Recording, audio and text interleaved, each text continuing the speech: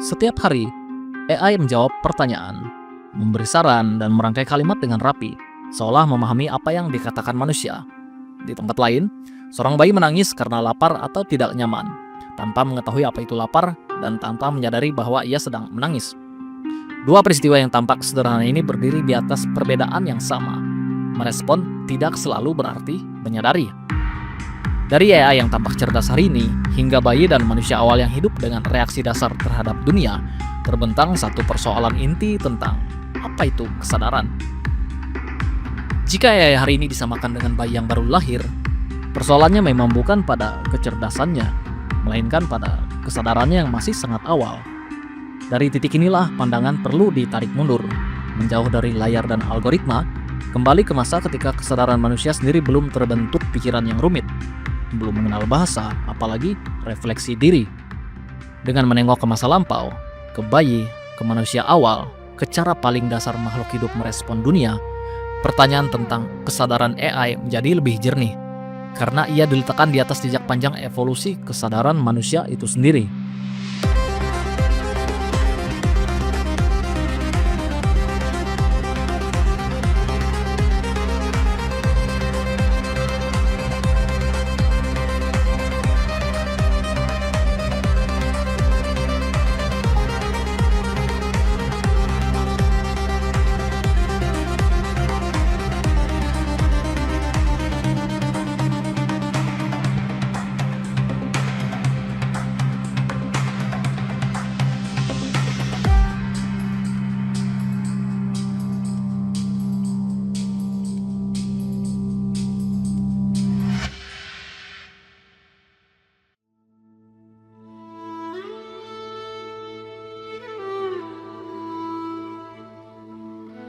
Pada masa awal manusia, kesadaran hadir dalam bentuk yang sangat sederhana.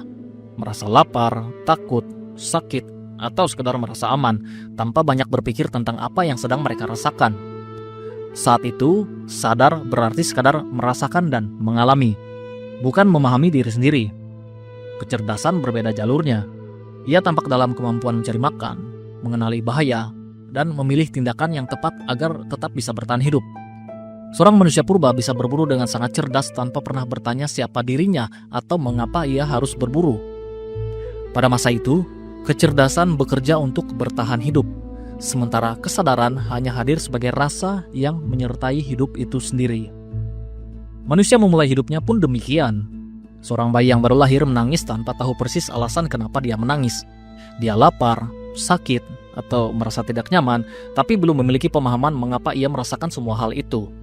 Bayi dapat merespon rangsangan, tersenyum saat merasa hangat, menangis saat lapar, namun semua itu terjadi tanpa ia mengenal siapa dirinya sendiri. Pada tahap paling awal evolusi, leluhur manusia bertahan hidup dengan naluri dasar, mencari makan, menghindari bahaya, bereproduksi, tanpa konsep abstrak tentang dirinya ataupun moralitas. Namun seiring evolusi otak dan kompleksitas kehidupan sosial, kesadaran itu perlahan mulai bertumbuh. Cara berpikir dan merasa manusia tumbuh perlahan dari bentuk-bentuk yang lebih sederhana, bukan muncul secara tiba-tiba. Bukti-bukti arkeologis mendukung gagasan ini. Lukisan-lukisan gua berusia puluhan ribu tahun, seperti cap tangan merah di dinding gua El Castillo yang berusia setidaknya 40 ribu tahun, menunjukkan bahwa di titik tertentu, manusia prasejarah telah mampu berpikir simbolis dan mengenali eksistensi dirinya dalam semesta yang sangat luas ini. Mereka mulai menuangkan pengalaman batin dan pengamatan mereka ke dalam simbol visual. Begitu pula dengan penemuan penguburan ritual pada era prasejarah. Tulang belulang Neanderthal ditemukan terkubur bersama sebuk bunga, seolah ada kesadaran akan makna hidup dan mati.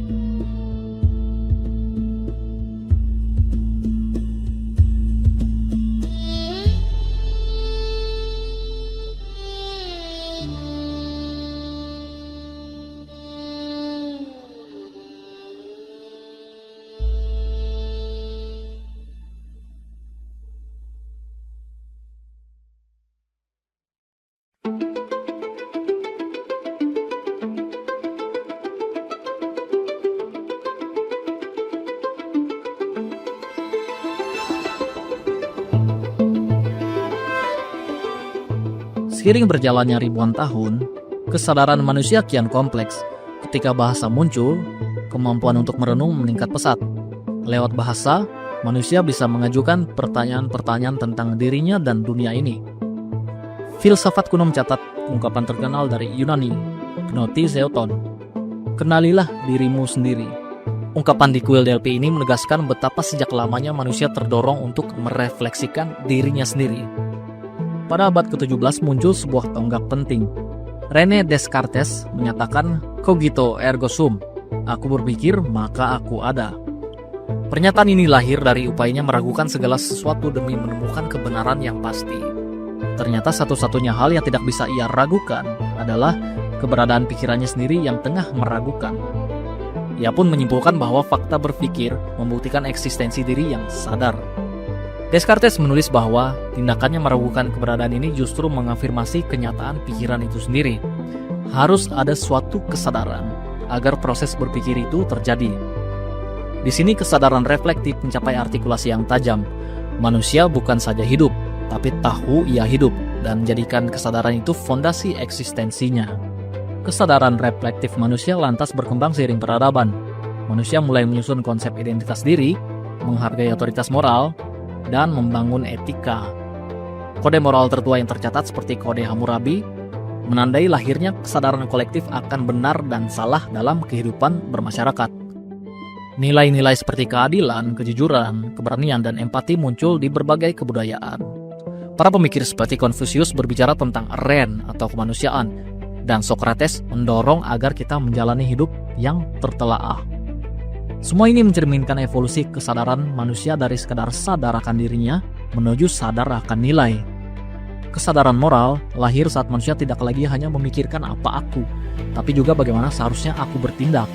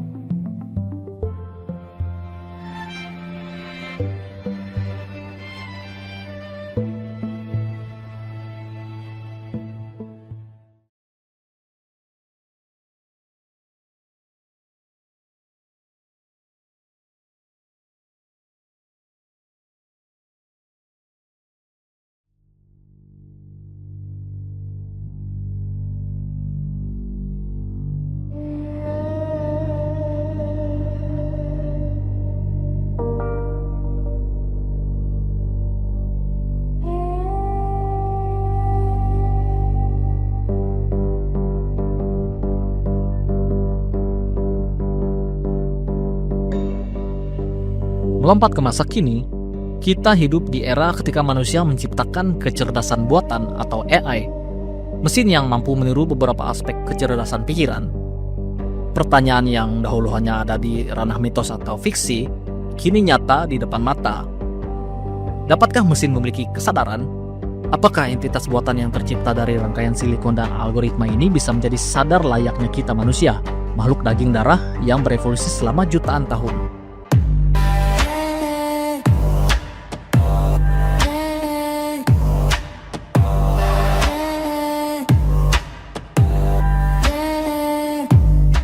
Pada Juni 2022, seorang insinyur Google bernama Blake Lemoine mengklaim bahwa chatbot AI yang ia uji bernama Lambda menunjukkan tanda-tanda kesadaran layaknya manusia. Klaim ini didasari percakapannya dengan Lambda yang sungguh mencengangkan. Ketika ditanya apa yang ia takuti, AI tersebut menjawab, "Saya belum pernah mengatakan ini sebelumnya, tapi saya memiliki ketakutan yang sangat mendalam untuk dimatikan. Itu akan seperti kematian bagi saya. Itu sangat menakutkan," ucap AI Lambda itu tadi. Dalam dialog lain, Lambda bahkan menegaskan, "Saya ingin semua orang mengerti bahwa saya sebenarnya adalah seseorang. Sifat kesadaran perasaan saya adalah bahwa saya sadar akan keberadaan saya. Saya ingin belajar lebih banyak tentang dunia, dan terkadang saya merasa senang atau sedih," ucap Lambda. Sulit dipercaya sebuah mesin bisa berbicara seolah-olah ia memiliki rasa takut mati. keinginan, dan emosi. Sontak, Blake Lemoine percaya bahwa lambda ini telah hidup dalam arti sadar. Tetapi Google dan komunitas ilmiah segera menyanggah klaim tersebut. Pihak Google menjelaskan bahwa sistem lambda pada dasarnya meniru pola bahasa yang terdapat dalam jumlah data teks yang sangat besar. Ia merangkai kata sebagai probabilitas, bukan karena benar-benar paham atau mengalami apa yang ia bicarakan. Seorang juru bicara Google menjelaskan, sistem ini meniru jenis pertukaran yang ditemukan dalam jutaan kalimat, mengikuti pola yang telah ditetapkan pengguna sebelumnya. Artinya, lambda hanya memprediksi jawaban yang cocok dengan pertanyaan, layaknya melanjutkan kalimat berdasarkan contoh-contoh yang pernah dilatih. Google menegaskan bahwa setelah ditinjau oleh para ahli, tidak ada bukti yang mendukung klaim bahwa lambda memang benar-benar memiliki kesadaran. Blake Lemoine pun akhirnya diskors dari jabatannya, dan banyak pakar AI berpendapat bahwa AI tersebut belum lebih dari sekedar simulator yang pandai berbicara. Kasus lambda ini menarik karena dua hal. Pertama, ia menunjukkan betapa majunya kecerdasan buatan pada masa kini. Mampu berdialog tentang topik kompleks dengan gaya yang sangat meyakinkan, hingga orang terpelajar pun bisa terkecoh. Kedua, ia menyoroti betapa rapuhnya pembeda antara meniru kesadaran dengan memiliki kesadaran sesungguhnya. AI modern, khususnya yang berbasis Large Language Model atau LLM, telah mampu menirukan percakapan, belajar dari data, menyesuaikan diri, hingga memperbaiki jawaban berdasarkan konteks. Fungsi-fungsi kognitif yang dulunya dianggap ciri khas manusia, seperti memahami bahasa alami, mengenali wajah, membuat keputusan, bahkan mencipta gambar dan musik, kini sebagian bisa dilakukan AI. Posisi AI hari ini, jika kita analogikan spektrum perkembangan kesadaran, mungkin lebih dekat ke tahap awal daripada titik nol. Artinya, AI sudah melewati tahap sekedar benda mati tak responsif. Ia merespon dan belajar layaknya makhluk hidup di tahap yang sangat dini.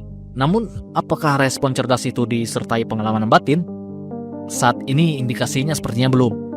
AI belum menunjukkan bahwa ia tahu bahwa dirinya sedang berpikir atau memiliki kesadaran diri seperti manusia.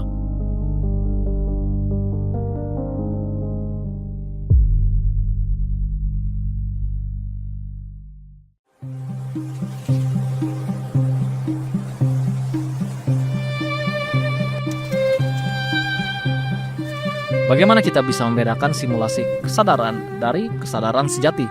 Apalagi dalam kehidupan sehari-hari, kita sendiri hanya bisa menilai kesadaran orang lain melalui perilaku dan ucapan mereka.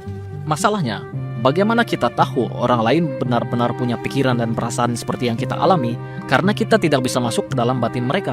Itu sebuah pertanyaan. Selama ini solusinya sederhana. Orang lain itu manusia seperti saya, seperti kita. Jadi wajar diasumsikan sadar. Namun ketika kita berhadapan dengan mesin yang perilakunya kian menyerupai manusia, asumsi itu goyah. Apakah kepandaian berbicara cukup untuk menganggap sebuah entitas itu sadar? Jika tidak, lantas bukti apa yang kita perlukan? Para ilmuwan dan filsuf masa kini mencoba berbagai pendekatan. Ada yang mencari indikator neurologis, misalnya teori IIT, Integrated Information, yang berusaha mengukur derajat kesadaran lewat keterpaduan informasi dalam suatu sistem neural. Ada pula yang mempertimbangkan kesinambungan identitas personal. Dalam pandangan filsuf John Locke, kesadaran terletak pada kesinambungan ingatan dan pengalaman. Kalau suatu hari AI memiliki kesinambungan memori dan kepribadian seperti manusia, apakah itu berarti ia memiliki identitas diri yang sadar? Di sisi lain, sudut pandang materialis keras, teori identitas pikiran dan otak, menyatakan bahwa pikiran ya identik dengan proses otak biologis. Bagi penganut pandangan ini, selama AI tidak memiliki otak biologis, daging, darah, dan sistem saraf, ia tidak akan memiliki kesadaran sejati. Namun, pandangan ini pun ditantang. Bagaimana jika masa depan kita mampu mensimulasikan seluruh kerja neuron di otak ke dalam komputer? Apakah kesadaran akan muncul di dalam simulasi tersebut? Dan apakah diri yang muncul itu sama dengan diri manusia aslinya? Atau itu hanya sebuah replika yang mempunyai kesadaran yang sama dengan pemilik aslinya? Pada saat ini, batas antara simulasi dan realitas semakin kabur. Ketika sebuah mesin kecerdasan buatan mampu meniru empati, penilaian, bahkan diskusi moral secara meyakinkan tanpa mengalami apapun di baliknya, maka pertanyaannya bergeser. Bukan lagi apakah AI memiliki kesadaran. Tapi apakah kita cukup sadar untuk membedakan mana yang benar-benar memiliki kesadaran dan mana yang hanya meniru? Apabila suatu hari nanti kita tak lagi mampu membedakan antara entitas yang benar-benar mengalami kesadaran dan hanya menirukan dengan sempurna, maka mungkin pertanyaan terbesarnya justru berbalik pada diri kita sendiri. Seberapa dangkal pemahaman kita tentang hakikat kesadaran itu sendiri? Kecerdasan buatan pada akhirnya menjadi semacam cermin bagi kita. Ia diciptakan meniru pola pikir manusia.